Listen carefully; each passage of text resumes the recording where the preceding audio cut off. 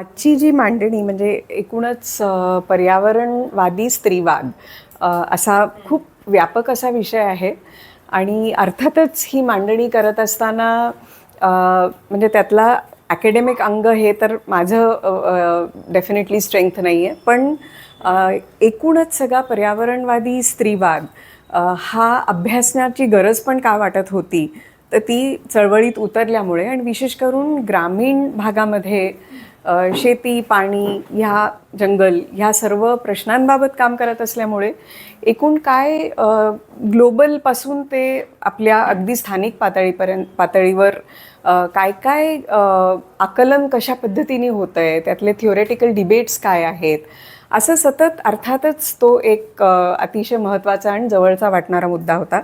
त्या ह्याच्यातून सातत्याने ह्या सगळ्या डिबेट्स बरोबर एंगेज करत राहणं हे महत्त्वाचं वाटत होतं आणि अर्थातच त्याचं जसं अर्चना म्हणाली की आपण जे काम करतोय त्यामध्ये आपण ह्या सगळ्या व्यापक डिस्कोर्सेस किंवा डिबेट्स त्याच्याकडे कसं पाहतो आणि ते कशा पद्धतीने आपल्याला आपल्या संदर्भात ते कसं महत्त्वाचं आहे किंवा काय वेगळं आपल्या कॉन्टेक्स्टमध्ये आपण ते समजण्याची गरज आहे, अशा पद्धतीचीच मांडणी ही असेल.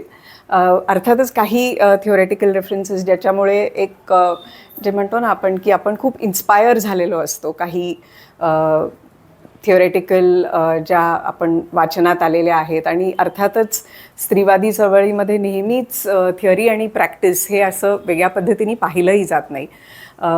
थिअरी ही सतत चळवळ आणि स्त्रियांच्या चळवळीमधून सतत ती इन्फॉर्म पण झालेली असते, त्यामुळे ही सगळी जी काही मांडणी आहे ती अशाच पद्धतीची आहे की जिथे थिओरेटिकल आणि चळवळ किंवा जी आंदोलनं झाली, स्त्रीवादी आंदोलनं झाली, ती सतत कशी एकमेकांना इन्फॉर्म करत राहिलेली आहेत ह्या एकूणच एन्व्हायरमेंट डिबेट्समध्ये. तर अगदी थोडंसं म्हणजे मी साधारण 70च्या दशकापासून सुरुवात करते.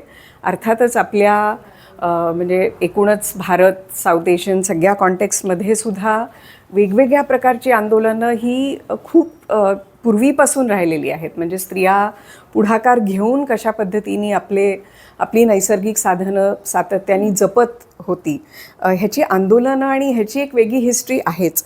पण आज थोडंसं मला असं वाटलं की आपण एकूण एन्व्हायरमेंटल डिबेट्स काय राहिलेले आहेत, म्हणजे स्त्रिया आणि पर्यावरण ह्या 70च्या दशकानंतर त्या कशा पद्धतीने पुढे येत गेल्या ह्याच्यावरती जास्त भर देणार आहे. आणि आज अर्थात आमचं जे काम आहे ते ह्या सगळ्या डिबेट्समधून कसं इन्फॉर्म झालेलं आहे आणि काय पद्धतीने ते केलं जात आहे इथपर्यंत साधारण येण्याचा प्रयत्न आहे.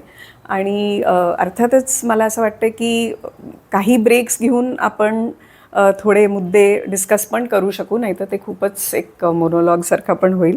म्हणजे मला काही हरकत नाही आहे काही मध्ये मध्ये मुद्दे आले तर. एक 2-3 जे ज्याला म्हणता येईल की थिओरेटिकल फ्रेमवर्क्स ज्या आम्हाला म्हणजे आम्ही शिकत असताना एक खूप इन्स्पिरेशनल राहिलेल्या आहेत. आणि हे मी अर्ली 80s जेव्हा विद्यार्थी असताना विद्यार्थी म्हणजे कॉलेज आणि टाटा इन्स्टिट्यूटमध्ये, तेव्हा अर्थात ते जास्त प्रकर्षाने त्या सातत्याने समोर येत होत्या. त्याच्यामध्ये सगळा हा पर्यावरण आणि स्त्रिया म्हणजे एन्व्हायरमेंट अँड जेंडर अशा पद्धतीने निरनिराळे डिबेट्स त्या काळात सुरू होते.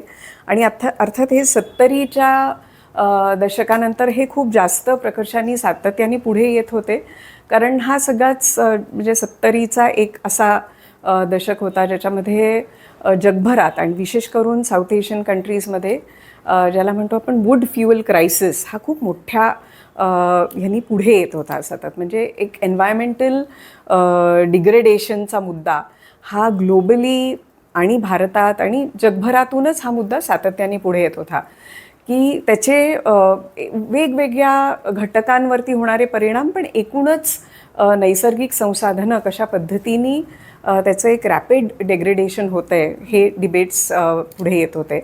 आणि मग त्याच्यामध्येच स्त्रियांवरती त्याचे काय काय परिणाम होत आहेत अशा पद्धतीने पण एक डिस्कोर्स पुढे येत होता.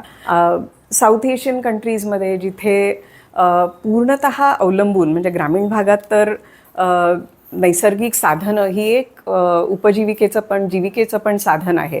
मग तुमचं जंगल असेल, पाणी असेल, शेती असेल, ही सगळी साधनं जगण्यासाठी अतिशय महत्त्वाची आहेत. त्यामुळे त्याचे थेट परिणाम जगण्यावरती कसे होत आहेत, पण त्याचबरोबरीने स्त्रियांवर त्याचे काय परिणाम होत आहेत ह्याच्याबाबत पण खूप चर्चा होत होती. कारण जे पाणी ज्या पाण्यासाठी आता खूप लांबवर चालावं लागतं आहे, वणवण करावी लागते आहे, किंवा चारा आहे, जळण आहे, ह्या सगळ्यासाठी सुद्धा एक जी मोठी म्हणजे जो खटाटोप करायला लागतो आणि मोठी अंतरं चालायला लागतात, तर वूड फ्युएल क्रायसिसचे इम्पॅक्ट्स महिलांवरती काय, अशा पद्धतीने एक लेवलचे डिस्कोर्सेस साऊथ एशियन कंट्रीजमध्ये पुढे येताना दिसत होते. ग्लोबली तर एकूणच 70 आणि त्याच्याही आधीपासून ॲटॉमिक एनर्जी आणि त्याच्यामधून जे काही एक एन्व्हायरमेंटल परिणाम होते, म्हणजे सायलेंट स्प्रिंग आणि ह्याच्याबाबत तुम्ही काही जणांनी वाचलंही असेल, तर त्याला पण एक कुठेतरी रिस्पॉन्ड करणं, रेझिस्टन्स उभा करणं, अशा पद्धतीच्या चळवळी तिथेही होत होत्या. आणि इकोफेमिनिझम हे एक मोठ्या ह्यांनी हा डिस्कोर्स पुढे येत होता. अर्थातच एन्व्हायरमेंटमध्ये खूप प्रकारचे डिस्कोर्सेस होते. त्याच्यामध्ये मी आता खूप जाणार नाही, म्हणजे डीप इकॉलॉजीपासून पॉलिटिकल इकॉलॉजी, हे अनेक गोष्टी, आणि ह्या फक्त थिओरेटिकल डिस्कोर्सेस अजिबातच नव्हत्या. ह्याचं ग्राउंडिंग होत होतं, ह्याची आंदोलनं होत होती, वेगवेगळ्या पद्धतीने ते चर्चेत येत होतं की आपली जी एकूणच विकासाची कल्पना आहे, ग्रोथची जी कल्पना आहे, ती कुठेतरी आपल्याला त्याच्याविषयी आता बोलण्याची गरज आहे. आणि डिग्रोथ जे आता परत खूप आयरणीवरती आलेला आहे तो मुद्दा, ती चर्चा तेव्हा खूप होत होती की गोईंग बॅक टू नेचर, म्हणजे आपलं जे विकासाचं एक ढाचा आहे की एव्हरीथिंग, म्हणजे फ्रॉम हिअर टू देअर, ज्याला म्हणतो ना की एक युनिलॅटरल लिनियर अशी एक ग्रोथ असली पाहिजे, तर ती कुठेतरी त्याच्यावरती प्रश्न विचारले गेले, ते चॅलेंज केली गेली की we have to rethink development, we have to rethink the paradigm.